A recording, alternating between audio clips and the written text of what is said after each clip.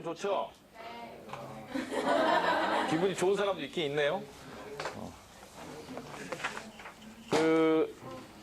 여러분 이제 대학 갈 때까지 이렇게 텀이 하나씩 끝날 때마다 텀이라는 게 무슨 뜻인지 알죠?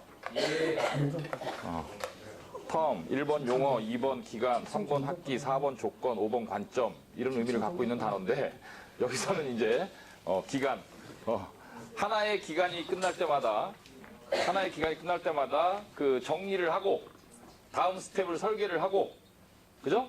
지나간 또 몇 개월을 반성을 하고 그래서 이제 지향점을 딱 정해놓고 그걸 향해서 이렇게 가야겠죠? 너무너무 당연한 거죠? 너무너무 당연한 건데 여러분들이 대학을 이제 혹시 가게 되면 몇 학번이에요? 18. 네. 지금 고3이 올해가 18년도지? 그렇지? 환희 왜 선생님 눈길을 피해? 올해 고3이 지금 18년도죠? 그럼 걔네들이 19학번이니까 여러분들 대학 가게 되면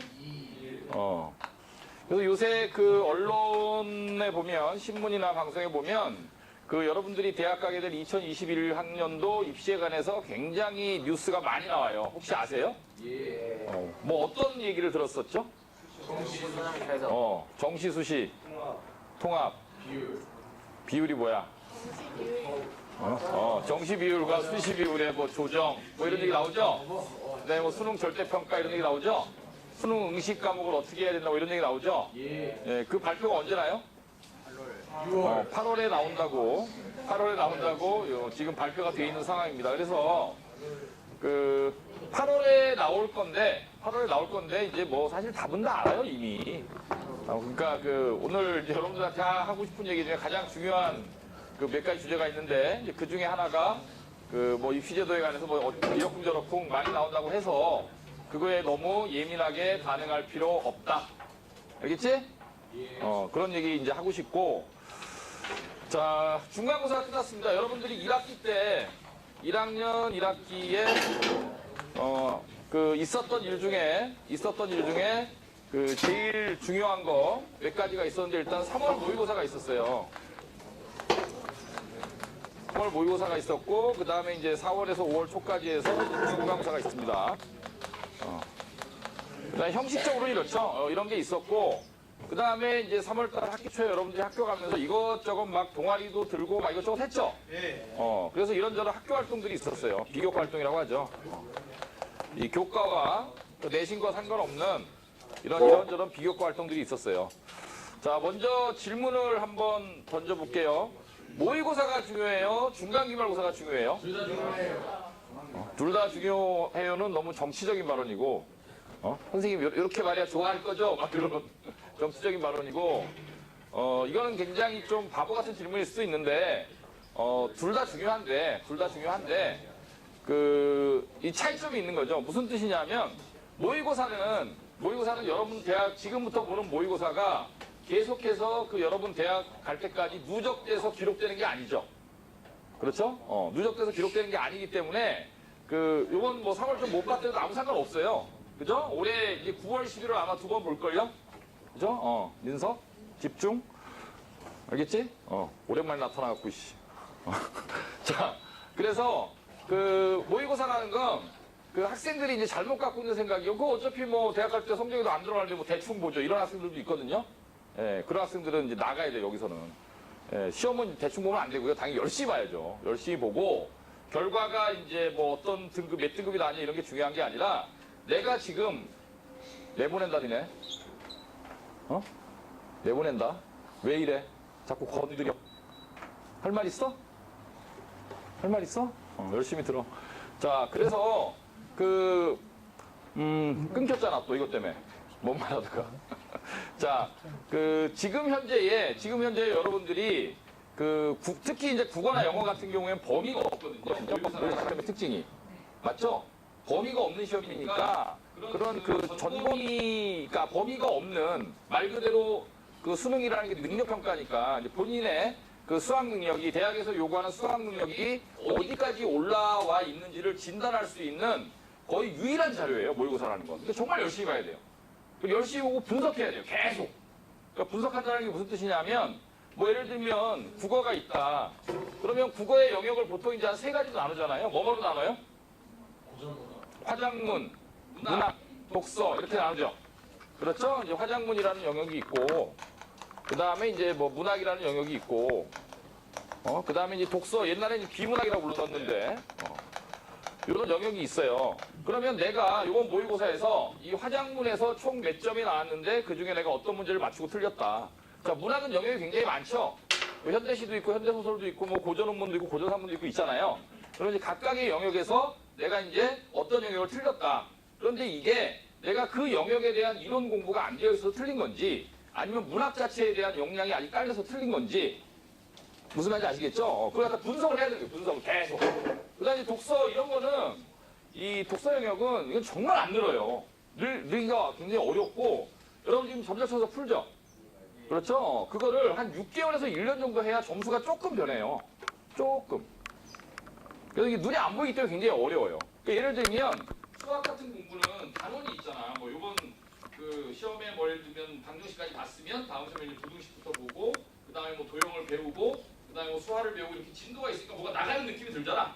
한 발 한 발 나가는 느낌이 들고 맞다 틀리다에 대해서 내가 모르니까 틀리고 아니까 맞고 이런 걸 아는데 이런 영역은 정말 눈이 안 보여요. 잘하는 사람도 맞춘 사람도 내가 이걸 어떻게 맞췄는지 모르고 틀린 사람도 내가 이걸 틀렸는데 어떻게 하면 이걸 맞출 수 있을까에 대해서 대안이 잘 없어. 아니냐? 알아? 요번에 비문학 몇 점 맞았으니까 지금부터 내가 몇 문제를 풀면 다음에는 몇 점을 맞을 거야라는 확신이 자기한테 있어요? 없죠. 굉장히 뿌예요. 그래서 어려운 공부예요, 굉장히. 그래서 이제 이런 각각의 영역에 대해서 내가 얼만큼 와 있고 뭐가 문제고 요번 그 진단을 해보니까 앞으로 다음 모의고사까지는 어떤 계획을 갖고 나가야겠고 이런 거를 갖다가 여러분들이 파악할 수 있는 굉장히 좋은 기회예요, 모의고사는. 무슨 말인지 아시겠죠? 열심히 봐야겠어요, 안 봐야겠어요? 굉장히 열심히 봐야 돼요, 집중해서. 그리고 1년에 몇 번 없기 때문에 1년에 몇 번 없거든. 그러니까 대부분의 학생들이 그 실패하는 학생들 중에 이제 어떤 그 아이들이 있냐면 대부분의 학생들이 1학년 때 모의고사를 대충 봐요, 대충. 대충 보다 이제 3학년 되면 그때 가서 이제 막 긴장감이 조성되잖아. 그때 가서야 아는 거야. 아, 내가 이거밖에 안 됐었구나. 라는 걸 그때 아는 거예요. 너무 늦은 거죠, 그러면. 그래서 지금부터 한 번 한 번의 모의고사를 학원에서도 가끔 모의고사 봐주잖아. 그지? 그런 것도 정말 집중해서 보고 또 진단하고. 그 다음에 뭐 국어든 영어든 수학이든 간에 그 본인이 이렇게 딱 모의고사 시점을 한 다음에 스스로 진단을 해놓고 잘 모르겠다. 그럼 담당 선생님한테 가서 선생님, 제가 이렇게 틀린데 앞으로 공부를 어떻게 해야 될까요? 물어보고. 알겠죠? 사실 여러분들이 선생님한테 가서 질문하라 그러면 선생님 이거 풀어주세요. 이거 무슨 뜻이에요? 뭐 이런 질문을 많이 하죠. 영어 질문하는 학생들 중에 제일 얄미운 애는 선생님 이거 무슨 뜻이에요? 새끼 선생님을 사전으로 써? 지가 찾아보면 되지. 그런 아이들인데 사실 여러분들이 선생님들한테 할 수 있는 질문 중에 가장 중요한 질문은 이런 거예요. 선생님 제가 이번 모의고사에 이런 영역을 틀렸는데 이 영역을 갖다가 앞으로 9월 모의고사 잘 보려면 지금부터 남은 뭐 4개월간, 5개월간 공부를 어떻게 해야 될까요? 이런 질문이 정말 영양가 있고 여러분들한테도 실질적인 도움이 되는 질문인 거죠. 알겠지? 무슨 얘기인지. 그러니까 모의고사는 정말 중요한 시험이고 잘 봐야 됩니다. 열심히 봐야 되고. 알겠죠? 근데 이 모의고사가 뭐 우리 그 사실 3월 모의고사에 잘 본 학생들 굉장히 많아요. 여러분들도 알겠지만 여러분들이 겨울 동안 꽤 고생을 했기 때문에 꽤라는 말은 좀 약해? 심하게? 어느 정도 고생을 했기 때문에 3월 달에 이제 모의고사를 보고 이제 성적이 잘 나와갖고 이제 기분이 좋은 학생들도 업된 학생들도 굉장히 많아요. 그런데 그것도 또 이제 굉장히 좀 조심해야 되는 건데 뭐냐 하면 그 1학년, 2학년 모의고사하고 3학년 모의고사하고 또 격이 달라요, 완전히. 그래서 1학년, 2학년 모의고사 이렇게 봤을 때 영어 같은 경우도 대충 눈치껏 맞추는 문제들이 꽤 있지. 이제 그런 문제가 점점 줄어요. 어려워지는 게 이제 어떻게 어려워지냐면 일단 그 평가하고자 하는 어휘 수가 2배 이렇게 올라가요. 뭐 예를 들면 고1 정도에서 한 10,000단어다. 그럼 고2 정도에 한 20,000단어. 고3에 한 40,000단어. 막 이런 식으로 늘어나는 거예요. 알아야 되는 어휘 수가. 그 다음에 이제 문장의 그 구조 자체도 1학년, 2학년, 3학년, 특히 이제 3학년 팍 올라가면은 딱 올라가는 순간 그 대충 이렇게 읽어갖고 대충 뜻을 파악할 수 있었던 문장들이 길어지고 복잡해지고 구조가 여러분들이 이제 알고 있는 문법 지식으로 해결할 수 없는 문장 구조도 굉장히 많이 나오고 그래서 3학년 모의고사 때 헉 하는 경우가 많고요. 그 다음에 이제 수학도 지금 3월 달에 여러분들이 봤던 모의고사는 중3 범위만 들어갔잖아. 맞죠? 그리고 지금 9월 달에 보는 모의고사 범위가 어디예요? 몰라요? 알려줄까? 학교에서 배운 데까지만 시험 보는 거야. 그럼 9월 모의고사 범위가 어디겠어? 상이요? 학교에서 배운 것까지 본다니까. 수상. 수상이 끝이야. 9월 모의고사 범위가. 근데 여러분들 그 모의고사 잘 보자고 수상 공부는 할 수 없죠. 그렇죠? 뭐 수하는 뭐 이미 대부분 했지만 수원도 하고 수도 하고 계속 나가야 될 거잖아요. 그러니까 그 1학년 때 2학년 때 모의고사는 쉽게 얘기하면 전범위가 아니라는 거야. 전범위가. 강비야 성함 때려. 때려. 사랑하는 만큼 때려. 빨리. 선생님 말 들어. 자, 그래서 그 1학년, 2학년 모의고사 때 수학은 전범위가 들어가는 게 아니라 우리가 항상 옛날에 배웠던 게 시험범위란 말이야. 이해가지? 무슨 얘기인지. 그러니까 그 3학년 그 한 1학기쯤 돼갖고 6월쯤 되면 거의 이제 전범위가 들어가거든요. 수학의 전범위. 그때 보는 모의고사하고 또 1, 2학년 때 보는 모의고사가 완전히 달라요. 그 다음에 또 1, 2학년 때는 여러분들끼리 봐요. 요번 그 모의고사, 3월 모의고사 응시 인원이 몇 명이었는지 기억나? 몇 등이었는지 성적표에 써 있었는데 기억 안 나요? 20몇 명. 20몇 명 아니죠. 무슨 20몇 명이야. 그거밖에 안 돼? 여러분들 수험생이 대략 40몇만 명쯤 될 거예요. 여러분들 같은 고1이. 근데 여러분들이 3학년 모의고사 보면 그게 이제 50만이 넘어가거든? 왜 그런 일이 생기지? 재수생들이 들어오죠. 그러니까 그 똑같이 자기 실력을 똑같이 평가받는 시험을 봤는데 1학년, 2학년 모의고사보다 3학년 모의고사 점수가 안 나오는 거예요. 왜? 갑자기 예비군이 들어오는 거야. 시험 보러. 없던 아이들이. 알겠죠? 그러니까 1학년, 2학년 모의고사 떨어지는 게 정상이에요. 3학년 모의고사는. 이런 여러 가지 이유 때문에. 범위가 확장된다.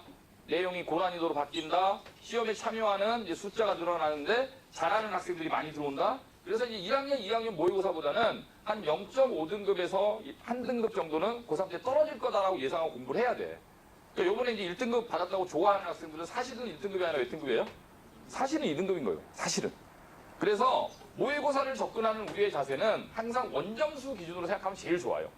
원점수 기준이라는 게 뭐죠? 등급에 상관없이 내가 100점 만점에 몇 점을 맞았냐.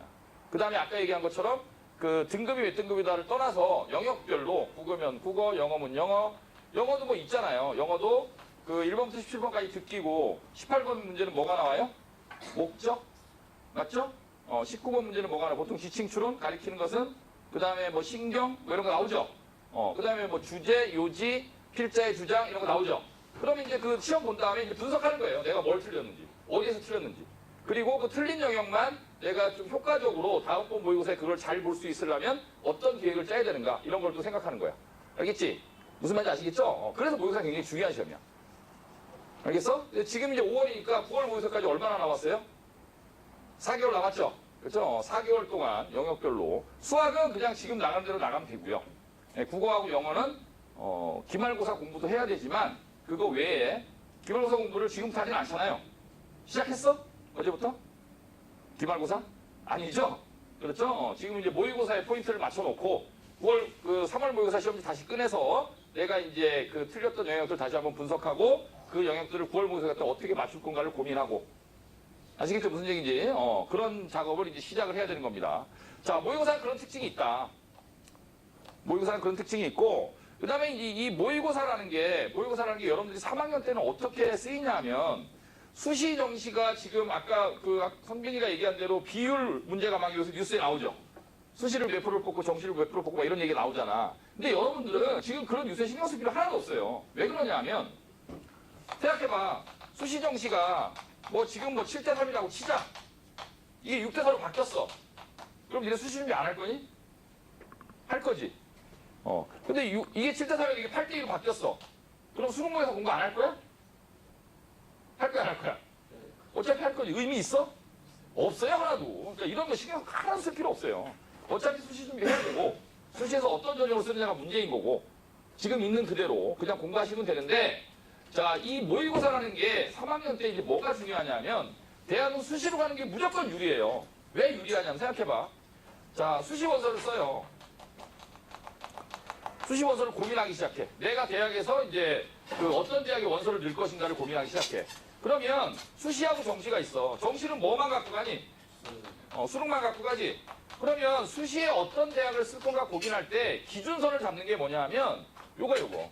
정시에서 이 아이가 예를 들면 건국대를 갈 수 있다. 정시에서 건국대 정도를 갈 수 있는 수능 점수를 갖고 있다. 그러면 이 아이는 수시에 전국대를 쓸까요? 안 쓸까요? 안 쓰죠. 왜 안 쓰죠? 뭘로 가면 되니까? 정시로 가면 되니까. 정시는 이미 포인트가 나와 있잖아. 모의고사 점수가. 여러분 고등학교 3학년이 되면 3월 모의고사, 4월 모의고사, 6월 모의고사, 7월 모의고사, 9월 모의고사 5번 보거든요. 수능 보기 전에. 원서 접수하기 전에. 물론 10월 달도 있지만 그건 나중이고 5번이나 모의고사를 보고 거기에서 나온 포인트를 기초로 해서 여러분들이 정시에 어떤 대학을 갈 수 있는지를 정하는 거예요. 예측하는 거예요. 알겠죠? 무슨 얘기인지. 그런데 수시에서 원서를 쓸 때 정시에서 갈 수 있는 대학을 쓸 필요는 없잖아요. 비슷하게는 쓸 수 있지만 정시에서 갈 수 있는 보다 더 낮은 대학을 수시 원서에서 쓸 이유는 있다 없다? 없죠. 그렇죠. 그러니까 수시에서 좋은 대학을 쓸 수 있는 방법은 뭐예요? 이거를 올리는 거예요. 계속. 이렇게. 계속 올리는 거예요. 계속. 내가 하나선으로 갈 수 있는 데가 건대다. 내가 하나선으로 갈 수 있는 데가 중대다. 내가 하나선으로 갈 수 있는 데가 성대다. 이런 식으로 자꾸 올리는 거예요. 올리면 수시 원서를 쓸 때 수시 원서 무제한으로 쓸 수 있나요? 몇 장 써요? 지금 현재 맥시멈 6장이죠. 6장의 원서를 구성을 어떻게 하느냐가 굉장히 중요한데 선생님이 지금 머릿속에서 계속 하죠. 여러분들 만나보면서. 그죠? 선생님이 여러분들 만나서 대화하면 너 쓸데없이 농담하고 뭐 너 야구 안 가냐? 뭐 맨날 이런 얘기만 하는 것 같지만 여러분들의 태도, 여러분들의 성실성, 여러분들이 앞에 나가서 교수 앞에서 말을 잘할 수 있는 학생인가 그렇지 않은 학생인가? 리더십이 있는 아이인가? 다른 사람을 배려할 줄 아는 아이인가? 집중력이 있는가? 꼼꼼한가? 내신형인가? 수능형인가? 이런 걸 계속 판단하는 거거든. 대화 나누면서. 속았지 여태까지. 그렇죠? 계속 보는 거예요, 여러분들. 그래서 이 원서 6장을 머릿속에서 계속 구성하는 거예요. 얘는 어떤 전형이 맞다, 어떤 전형이 맞다. 무슨 말인지 알겠죠? 그리고 가능하면 여러분들이 다양한 전형을 쓸 수 있게끔 여러분들 바꾸려는 노력도 물론 하지만 어쨌든 그 수시 원서 6장을 구성할 때 기준이 되는 건 선생님이 얘기한 여러 가지 기준 말고도 이거예요, 이거. 이 아이가 정시에서 어떤 대학을 갈 수 있나. 그러면 당연히 그 위로 쓸 거야. 그러니까 좋은 대학 쓰려면 모의고사 점수를 어떻게 해야 돼요? 올려야 돼. 그렇죠? 모의고사 점수를 올려놓을수록 좋은 대학을 쓸 수 있는 확률이 크다. 그렇죠? 그래서 올해 그 대학 간 아이 중에 원서 딱 2장 쓸 애도 있어요. 어디하고 어디? 서울대하고 연대만 딱 쓰는 거예요. 딱 2장. 왜 서울대하고 연대만 쓸까요? 정시로 연대 이상은 간다. 확신이 있어. 그러니까 다 2장만 쓰는 거야. 부럽지? 니네들 말로 기억 부럽죠? 무슨 말인지 몰라? 니네들 부럽다 그럴 때 앞에 붙이는 말 있잖아. 접두어. 그러니까 이렇게 모의고사 점수를 올려놓을수록 좋은 대학을 갈 확률이 크다. 알겠지? 무슨 얘기인지. 그래서 굉장히 중요한 거예요. 굉장히 중요한 거고 사실은 3월 모의고사가 중요하냐 이제 그 중간고사가 중요하냐라고 물어본다면 선생님 생각에 모의고사가 훨씬 중요해요. 선생님 생각에. 자, 왜 그러냐 하면 자, 중간고사는 모의고사하고는 달리 어떤 특징이 있냐? 일단 기록됩니다. 모의고사 점수는 그냥 여러분들이 성적표만 받고 요 시험 잘 봤네 못 봤네 다음 시험 어떻게 봐야겠네 이렇게 생각하시면 되지만 이거는 그 대학 갈 때 반영이 안 되지만 중간고사는 이미 여러분들이 본 시험 꼬리표 받았죠. 그렇죠? 그게 어디로 가요 이제? 그 성적이 학생부로 그대로 옮겨가죠. 기록돼요. 바꿀 수 없죠. 그렇죠? 바꿀 수 없죠. 자, 그래서 이런 면에서는 이제 굉장히 중간고사가 모의고사가 주는 아픔보다는 더 큰 아픔을 주죠. 그렇죠? 이제 못 바꾸다라는 지나간 과거이기 때문에 기록된 과거에 바꿀 수 없다라는 아픔을 주지만 자, 이 내신이라는 건 이런 거예요. 내신이라는 건 그 대학이 고1 1학기 2학기가 있고요. 고2 1학기 2학기가 있고 고3 1학기 2학기가 있습니다. 그래서 여러분들이 대학 갈 때는 이 6학기 내신이 다 반영될 수도 있고 현재는 뭐가 안 들어가? 이게 안 들어가요. 그렇죠? 현재는. 여러분들 대학 갈 때는 이제 2학기까지 들어갈 가능성도 있어요. 어떻게 되면 수시 정시 전형 기간이 통합된다는 얘기가 나오잖아요, 지금. 그렇게 되면 3학기 2학기 내신까지 들어갈 수도 있거든요. 들어가는 게 좋아, 안 들어가는 게 좋아? 왜? 한 번에 들어보는 게 좋으니까? 이거 망치면 생각이 달라지죠. 한 번 더 많이 할 기회가 있잖아. 지금은 이제 짧게 보는 게 좋지만. 무슨 말인지 알겠지? 자, 그런데 이렇게 5학기의 내신을 갖고 이제 여러분들 평가하는데 대학이 그 대부분의 이제 그 학생부 전형이 학생부 종합 전형이기 때문에 학생부 종합 전형에서는 1학년 내신을 몇 프로, 2학년 내신을 몇 프로, 3학년 내신을 몇 프로 반영한다는 얘기를 안 해요. 응? 우리 대학이 뭐 몇 프로 넣겠다 이런 말은 안 해. 그러나 통상 과거에 이제 해왔던 그 관행이 있기 때문에 일반적으로 사람들이 얘기할 때 1학년 내신 몇 프로 들어간다고 얘기하죠? 20% 들어간다고 얘기해요. 2학년 내신은 40%, 3학년은 한 학기인데 40%. 그러면 내신의 비중이 계속 어떻게 되는 거예요? 곱하기 2, 곱하기 2가 되는 거죠? 이건 두 학기에 40%고 이건 한 학기에 40%니까. 그러면 1학년 내신을 만약에 20%라고 본다면 1학기 내신이 몇 프로인 거예요? 10%. 그렇죠? 여기 10%. 그렇죠? 자, 그러면 이 10%의 내신 중에 지금 중간고사를 봤잖아. 그럼 여러분들 이제 몇 프로 끝난 거예요? 5%가 끝난 거예요. 그럼 5%를 잘 본 학생과 5%를 못 본 학생이 5%를 어느 정도 성공한 학생과 5%를 약간 실패한 학생이 지금 마지막에 누가 더 잘한다고 얘기할 수 있나요? 없나요? 전혀 없죠. 전혀 없죠. 이제 시작인데. 우리 이제 다음 주에 야구 보러 가겠지만 아직 1회도 안 끝난 거죠. 야구는 몇 회까지 해요? 9회까지 하죠. 그렇죠? 아직 1회도 안 끝난 거야, 아직. 1회도 안 끝났는데 뭐 그거 갖고 잘 보면 또 업돼 갖고 막 팔랑팔랑 이러고 댕기고, 어떤 학생, 괜히 선생님 조절 쫓아다니면서 꼬리표 들고 그런 학생들 있잖아. 선생님, 촥, 꼬리표 나왔어요. 누가 물어봤어? 꼬리표 왜 그랬을까요, 그 학생은? 뭐 이렇게 선생님한테 뭐 잘난 척 하기보다는 선생님 그동안 제가 고생한 거에 대해서 말 한마디라도 해주세요라는 뜻이겠죠. 그렇죠? 어떤 학생은 이제 야, 너 중간고사 어떻게 봤냐? 그럼 안녕히 계세요. 이렇게 가보시고. 그럴 필요 없다는 얘기예요. 그러니까 업될 필요도 없고 다운될 필요도 없다. 몇 프로니까 이제 5%니까. 이것도 똑같아요. 이번 중간고사를 생각보다 못 봤던 학생들 중에는 아, 고등학교 내신 이런 거구나라는 거를 사실 시험 보고 나서야 깨달은 학생도 있을 거고. 맞지? 무슨 얘기인지? 시험 보고 나서도 아직도 깨닫지 못했으면 몇 번 더 망치면 깨닫겠죠? 그렇죠? 몇 번 더 조심하면 깨달을 건데 어쨌든 그런 건 알았을 거예요. 이게 그 중학교 때처럼 단기간에 시험 기간에만 공부해서는 맞출 수가 없는 문제라는 걸 알았죠, 이제. 그렇죠? 시험 기간에 공부해서 절대 못 맞춰요. 그걸 갖다가 뭐 시험 대비를 몇 시간을 했네, 뭐 문제를 몇 문제 풀었네, 이런 게 아니에요. 그런 게. 뭐 무슨 교과서를 외운다 해서 다 맞출 수 있는 문제도 아니고요. 그런 문제가 아니에요. 그러니까 평상시에 공부를 정말 열심히 해야 돼요. 그리고 내신 범위나 우리가 평상시에 이제 학원 수업 시간에 배우는 범위나 그다음에 여러분들이 모의고사를 위해서 공부하는 범위나 거의 비슷해요, 사실은. 거의 비슷하고 나중에 가면 완전히 똑같아지고. 내신 범위가 수능 범위가 되거든요, 3학년이 되면.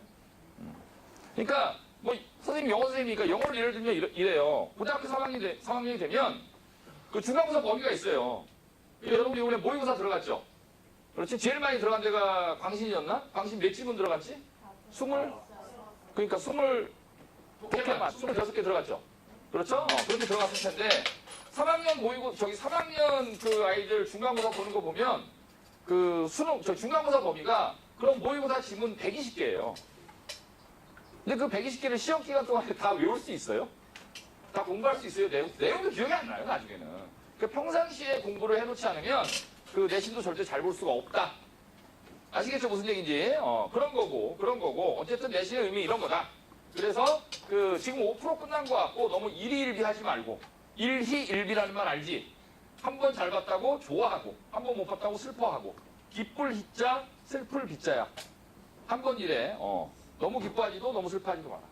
대신 분석은 철저히 하고 왜 그랬는지 반성하고. 알겠죠?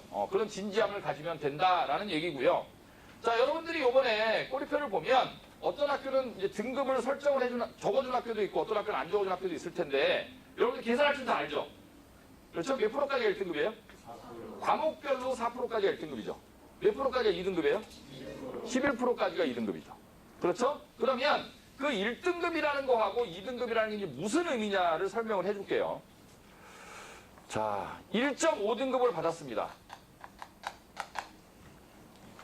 잘한 건가요? 굉장히 잘한 거죠.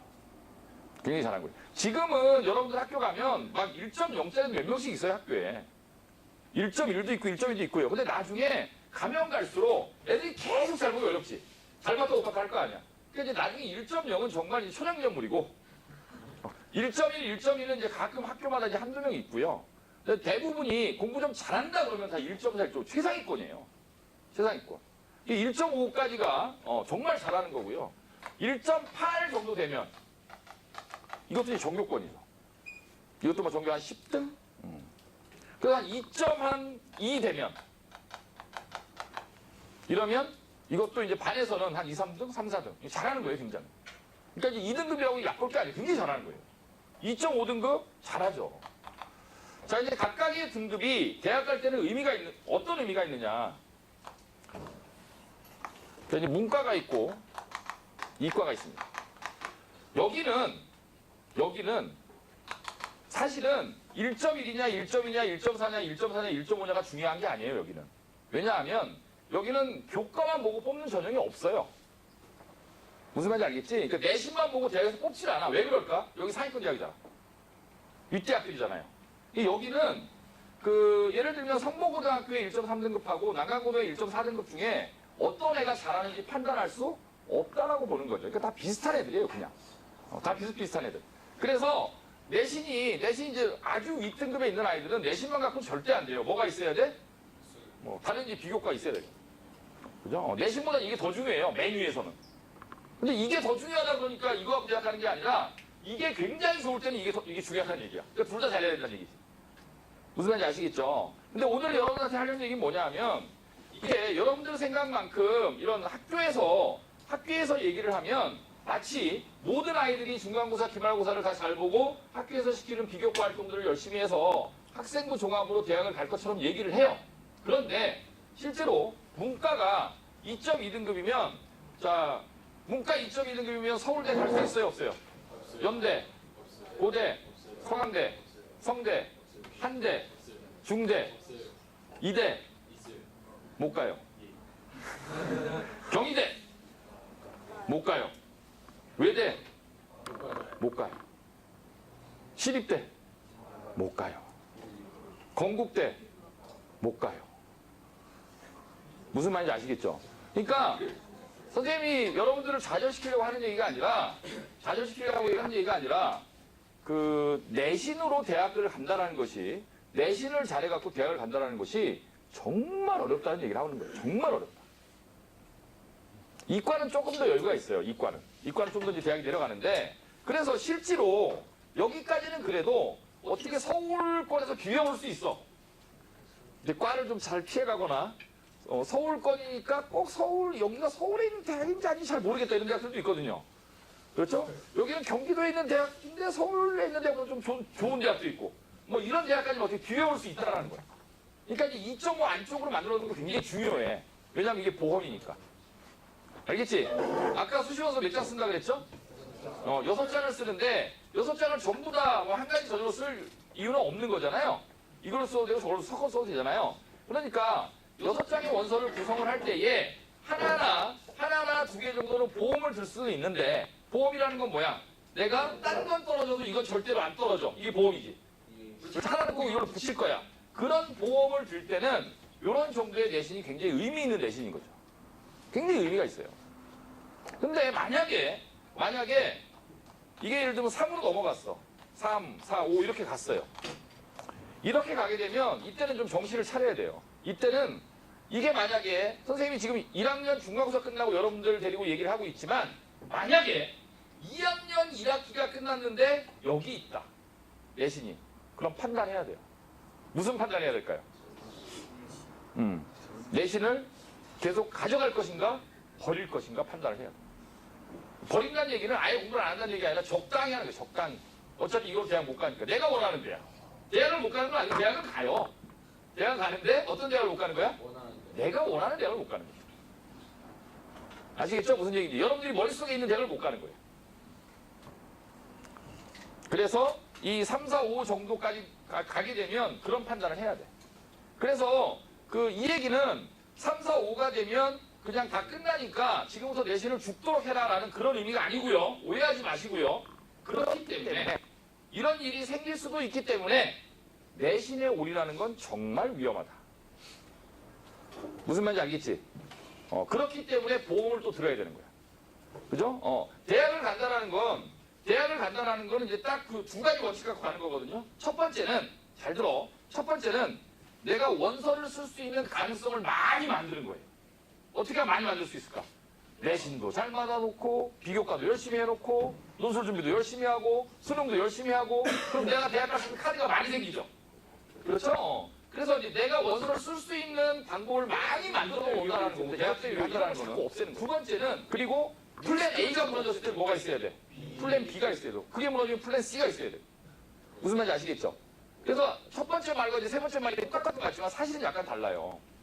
첫 번째 거는 그냥 열심히 해야 된다는 얘기고요. 세 번째 거는 내가 메인으로 생각하는 전형이 있고 내가 주전형으로 생각하는 전형이 있고 그게 안 됐을 때 보조적으로 준비할 수 있는 전형이 있어야 된다는 얘기야.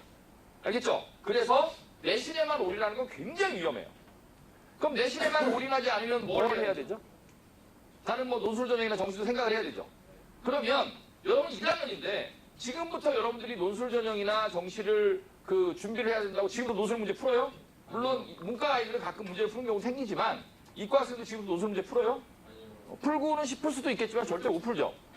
그렇죠? 그래서 선생님이 하는 얘기가 뭐냐면 그 만약에 내신이 무너질 경우를 대비해서 다른 전형을 준비를 해야 되는데 다른 전형을 준비하는 과정이 내신 준비하는 과정이랑 다르지 않다라는 거예요. 똑같아요.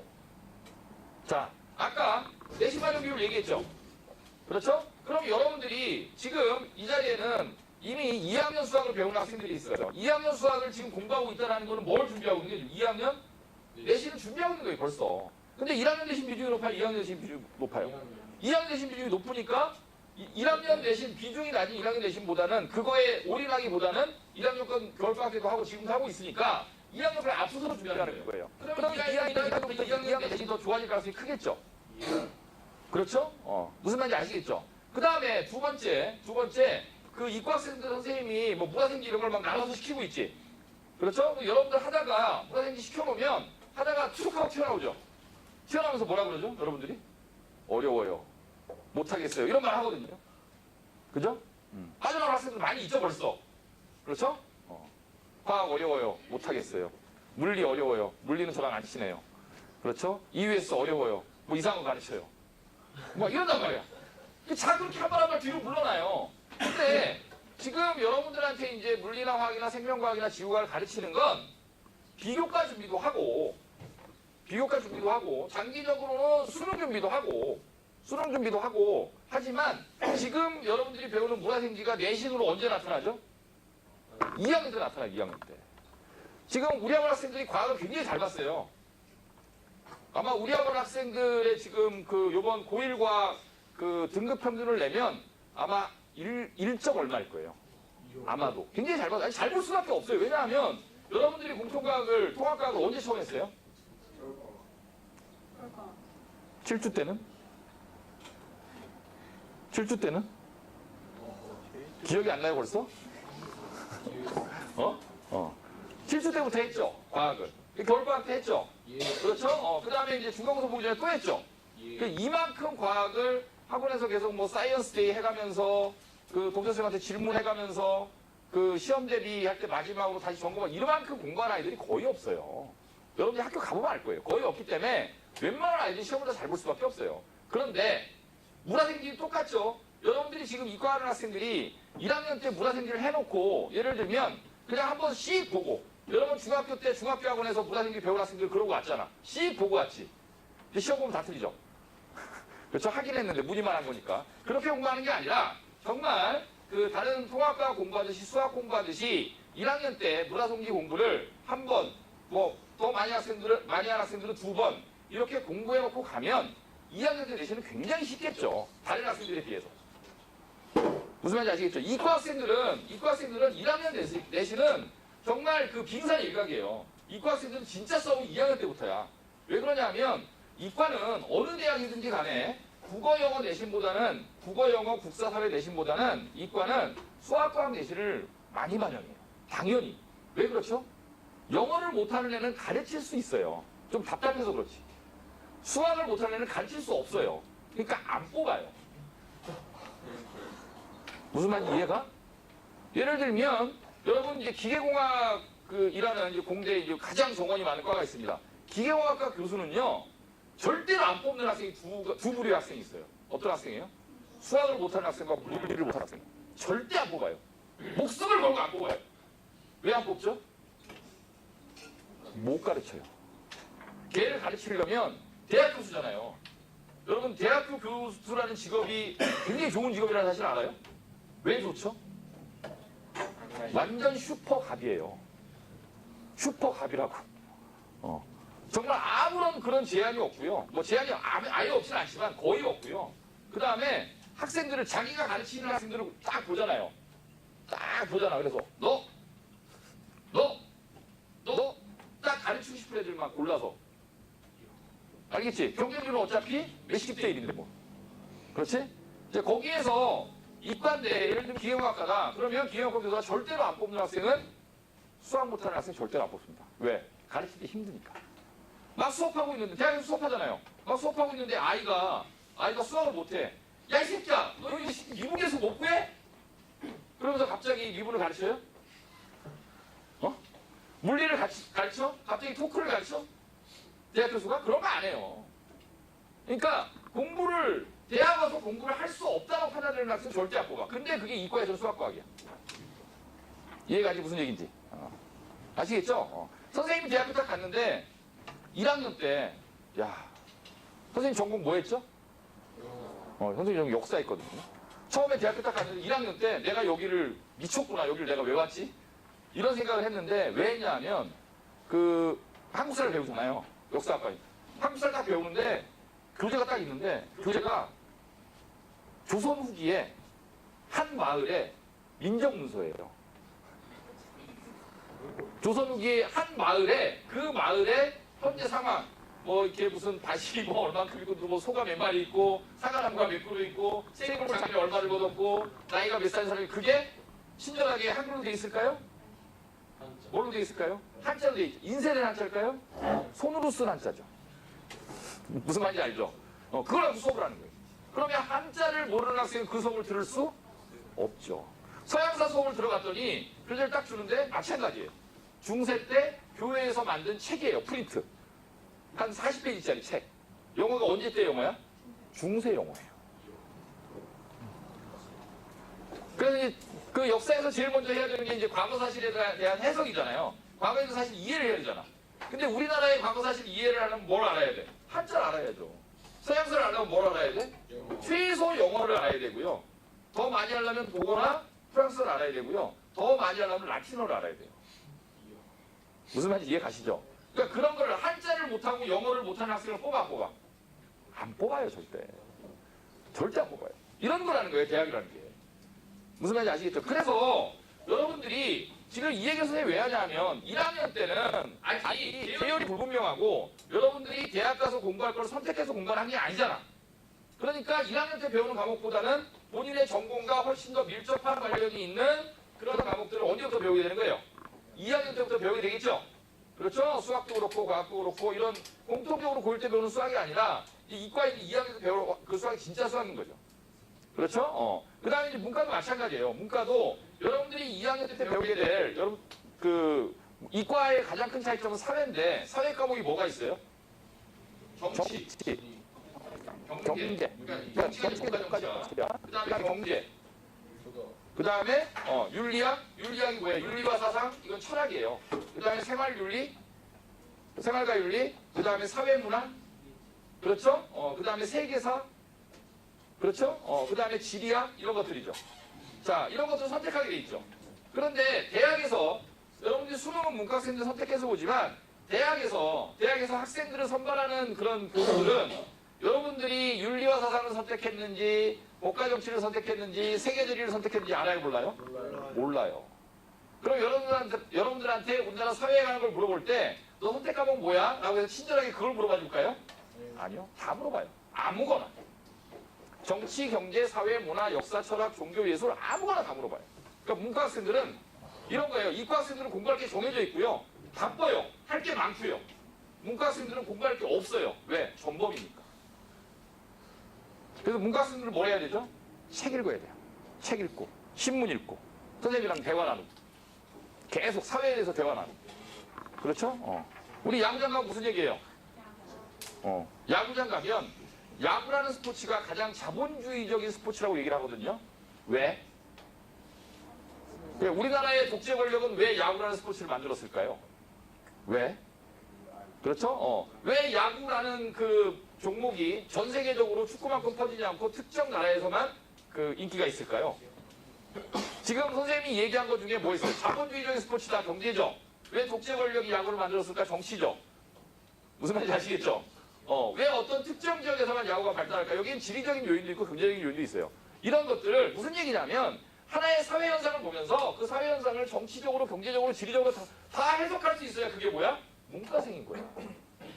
그런 걸 다 해석할 수 있고 그런 걸 이해할 수 있어야 이과 애들이 열심히 일해서 집 짓죠, 도로 닦죠, 차 만들죠, 여러분들 아프면 고쳐주죠. 이거 다 누가 하는 일이에요?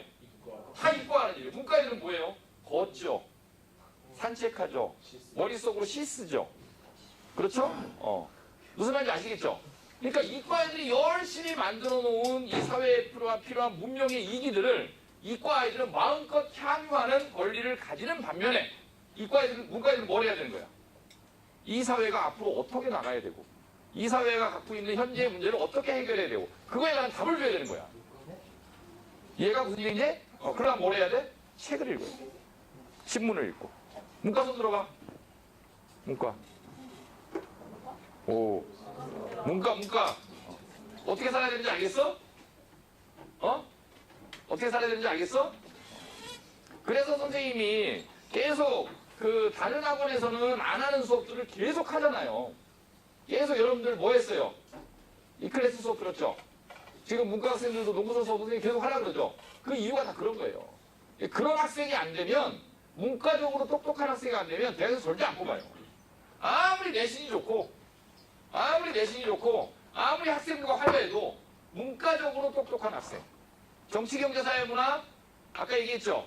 역사, 철학, 종교, 예술 이런 모든 범위에 관해서 식견이 있는 학생이 아니면 마지막에 여러분 대학 갈 때 마지막에 어떤 시험이 있어요? 면접이 있어요. 거기서 뭘 물어볼까요? 아버지 뭐 하시니? 이런 거 물어볼까요? 뭐 물어볼까요? 너 야구 좋아하냐? 축구 좋아하냐? 이런 거 물어볼까요? 그런 거 물어보는 게 아니에요. 문과적 식견이 있느냐를 물어봐요. 논리적으로 사고할지 않을지를 물어보고. 우리나라 한국 사회가 갖고 있는 이런 문제들을 해결할 수 있는 대안이 있는지를 물어보는 거예요. 그런 학생이 되지 않으면 못 뽑혀요. 안 뽑아요. 무슨 말인지 알겠죠? 그런 겁니다. 자, 그래서 얘기가 조금 방향성이 틀어졌는데 어쨌든 지금 만약에 이제 고등학교 2학년 때 이런 그 내신을 받게 되면 대학을 가지 말라는 얘기가 아니야. 다른 방법으로 가야 된다는 거야. 근데 다른 방법으로 가려면 여러분들 지금 요번 중간고사를 잘 본 학생도 혹시 나중에 어떻게 될지 모르기 때문에 모르죠? 모르는 거예요. 그거는 이제 5%밖에 안 되는데 어떻게 알아? 니네들이 지금 뭐 이렇게 눈이 반짝반짝해서 공부하고 있지만 갑자기 가을에 찬바람 불면 에이씨! 진명에서 1년쯤 있었으면 됐지. 탈출! 1년이야 1년! 이럴 줄 어떻게 알아? 그렇죠? 그리고 여러분들 선생님이 장담하는데 여러분들 7주 할 때 같이 출발했던 애들 중에 많이 그만뒀죠? 이제 좀 있어 봐요. 하나씩 와요. 봐봐, 선생님 말이 맞나 틀리나. 녹화하고 있잖아. 하나씩 와요. 그런데 확실한 건 뭐냐면 더 좋아져서 할 거예요? 안 좋아져서 올까요? 안 좋아져서. 여러분들 어떻게 알아요? 안 좋아져서 온다는 거? 여러분들이 아무리 밖에 나가서 공부를 열심히 하겠다고 결심을 해도요. 이만큼 못해요. 맞죠? 그러니까 내가 공부를 할 때 열심히 해. 여기서 막 애들도 떠들고 친한 애들 너무 많이 생기고 공부를 안 해. 그래서 빨간띠 딱 내고 집 앞에 독서실 끊고 새벽 2시까지 매일 공부할 거야! 라고 가서 약 3일 정도 하죠. 그 다음에 이제 밤거리를 방황하고. 그렇죠? 그 다음에 페북에 이제 하루에 5번씩 들어오고. 뭐 이렇게 되는 거예요. 그래서 나중에 들어오는 아이들은, 그러니까 여기 있다가 나갔다가 나중에 들어오는 아이들은 사실은 더 안 좋아져서 들어와요. 대부분이. 지금 상황에도 그래요. 지금 상황에도 들락날락 하는 애들이 있거든. 들락날락. 근데 한 번도 움직이지 않았던 아이들이 지금 이제 최상위권이고. 그러니까 요번에도 선생님 엊그제 수업 시간에도 얘기했는데 지금 고3 아이들이 잘해요. 여러분들 인형 선배들이. 굉장히 공부 잘하는데 요번에 이제 일대도 난강고등학교가 이제 그 3학년 1학기 중간고사를 봤는데 100명이에요. 1등급이 몇 명이에요? 근데 수학 1등급이 4명인데 여기 다 있어요. 1, 2, 3, 4등이. 근데 걔네들이 1, 2학기 때부터 그런 애들이 아니야. 근데 걔네들의 공통점이 뭐냐면 그냥 앉아있는 애들이야. 그냥 앉아있어요. 지금도 앉아있고. 늘 앉아있어요. 늘. 뭐 하죠? 풀고 있어요, 계속. 좀 애들이 이상하죠? 여러분들 좀 밝고 이렇게 좀 소란스럽고 어수선하고 이러지 않아요. 그냥 앉아있어요. 쭉. 무슨 고민도 안 해요. 그런 아이들이 나중에 1년, 2년 쌓이다 보면 그렇게 되는 거거든요. 자, 그래서 여러분들이 요 정도의 이제 등급을 나온다고 대학을 못 가는 건 아니다. 다만 방법을 바꿀 뿐이다. 그런데 아까 얘기했던 플랜 B를 위해서 만약에 내신이 안 됐을 경우를 대비해서 뭔가 대안을 만들어야 되는데 대안을 만드는 방법이 내신 준비하는 방법과 같다 다르다? 똑같아. 다만 좀 앞서서 하는 거일 뿐이지. 대학을 간다라는 거는 아까도 얘기한 것처럼 한 번에 중간고사 한 번에 모의고사 갖고 가는 게 아니죠. 선생님이 지금 오늘 얘기하면서 계속 무슨 얘기하고 있어요? 여기 얘기하잖아요. 2학년, 3학년 때, 그다음 여러분들이 고3 때, 원서설 때 무슨 일이 생긴다? 플랜 B를 준비해야 된다? 내신이 안 좋을 때 대학 가는 방법이 뭐다? 이런 얘기를 하고 있잖아. 이런 얘기는 6개월짜리 얘기야? 4개월짜리 얘기야? 이건 2년 이상의 이야기죠. 무슨 말이냐? 롱텀이라는 거예요, 롱텀. 장기간의 계획을 짜고 나중에 원서를 써서 아이들을 대학을 붙이겠다고 시작한 일이기 때문에 한 번 한 번의 시험에 일희일비하지 않고 단기간의 계획으로 여러분을 괴롭히거나 쏘지 않는다고. 이게 공부를 못하는 건 용서할 수 있지만 성적이 이번에 중간고사 때 안 나온 건 괜찮아요. 근데 선생님이 여러분들한테 정말 용서할 수 없는 건 생활이 무너지는 거예요. 생활이. 이해가? 생활의 틀이 무너지는 거예요. 애가 방황을 하기 시작하고 이런 게 여러분들한테 선생님이 잔소리하는 그런 지점이지 다른 거 갖고 얘기하는 게 아니야. 이해가 무슨 얘기인지? 그래서 실제로 대학을 가는 아이들 중에는 1점대 내신을 받고도 6개 다 떨어지는 아이도 있고요. 3점대, 4점대 내신을 받고도 연대 고대를 가는 아이들이 있어요. 선생님이 옛날 설명을 또 얘기해줬잖아. 3점대에 누가 어디를 갔다 고대를 갔다 이런 얘기 해주잖아요. 그냥 여기에 있어요. 우리 학원에. 올해도 그런 아이들이 나올 거예요. 이 학원에서. 잘 봤다고 너무 이렇게 기뻐하지도 말고 아주 오프한 거니까. 그리고 앞으로 이런 학생부로 대학 가는 게 하지 말라는 얘기가 아니에요. 물론 조금씩 시간이 지나다 보면 여러분들한테 야 너는 학생부 전형을 접자 이런 얘기를 선생님이 하겠지만 아직은 여러분들이 그럴 단계가 아니니까 일단은 내신 준비를 열심히 하되 내신이 만약에 안 나오는 경우에는 플랜 B, 플랜 C를 가동할 준비를 해야 된다. 알겠지? 그리고 성적 갖고 뭐라고 안 그러지만 태도 갖고 뭐라고 한다 그랬지. 그렇죠? 그래서 이 자리를 빌어서 아까 이제 선생님이 한 얘기 다시 한번 3학년 학생들을 예를 들어서 한 얘기 다시 한번 할게요. 공부를 열심히 하는 학생들은 안 보입니다. 눈에. 그리고 말이 없습니다. 무슨 말 이해가? 말이 없다라는 거는 아예 그냥 버거리처럼 다닌다는 게 아니라 필요 없는 말을 하지 않는다는 거예요. 왜? 말을 한다는 건 학원에서 수업하시는 선생님들이 대부분 단명해요. 단명이 무슨 뜻이야? 수명이 짧다는 얘기예요. 말을 하면 수업하시는 분들이 굉장히 말을 많이 하잖아요. 평소에 말을 하잖아요. 그러니까 건강관리를 제대로 하지 않으면 몸에서 있는 기가 다 빠져나가요. 에너지가. 그래서 빨리 죽어. 말 많이 하는 사람. 무슨 뜻이냐면 여러분들이 공부 외적인 걸로 계속 떠드는 사이에 여러분들이 공부에 투여해야 될 에너지가 계속 낭비되고 있는 거예요. 알겠죠? 그래서 비본질적인 그런 대화를 갖고 에너지를 낭비하지 말고 공부 열심히 하는 아이들의 특징은 뭐라고? 안 보인다고. 그러니까 민석이 씨 안 오는 게 아니라 안 보인다는 건 학원 안에 있는데 안 보인다는 얘기야. 무슨 말인지 알겠지? 학원 안에 있어요, 걔가. 근데 안 보여. 그리고 이렇게 이것저것 참여한다는 얘기인데 이것저것 참여하잖아요. 여기 가서도 한마디 거들고 저기 가서도 한마디 거들고 이런 짓 안 해. 딱딱 자기 취할 것만 취하고 사사사사 움직여요.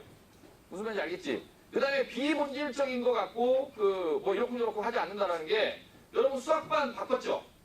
그렇죠? 수학반을 일부 조정한 거는 성적 갖고 한 것도 일부 있지만 선생님이 이렇게 딱 봤을 때 반 분위기 갖고 한 거예요. 반 분위기.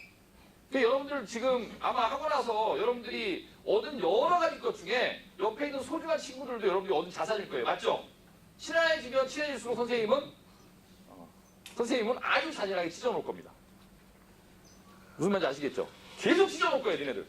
왜? 붙으면 뭐하니까? 서로 손해니까. 무슨 말인지 알겠지? 그래서 반 분위기를 공부하는 분위기로 바꿔라. 여러분 생각해보세요. 처음 여러분이 들어왔을 때하고 지금 여러분들 다니는 오늘 이후하고 분위기가 또 다를 거예요. 처음에 여러분들이 애들 좀 남자애들 여자애들 좀 시끄러운 애들 있을 때 학원 분위기 굉장히 안 좋았어요. 몇 명 쫙 나가니 학원 분위기 좋아지죠.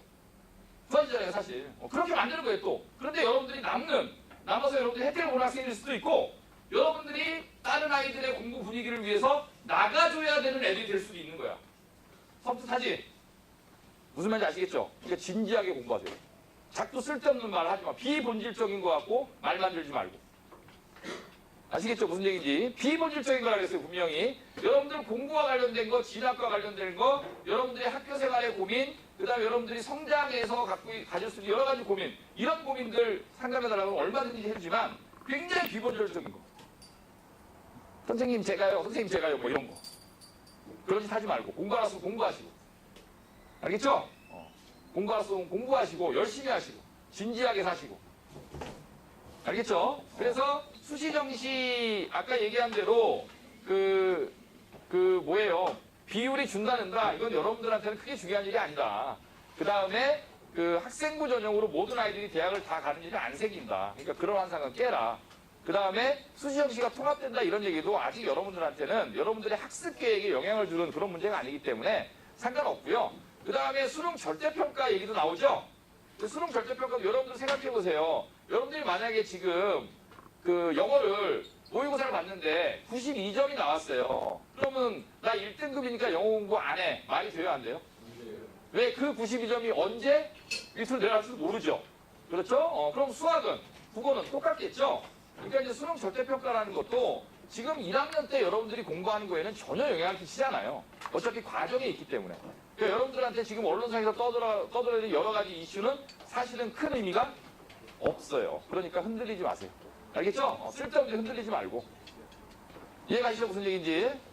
어쨌든 중간고사 보느라 고생했고.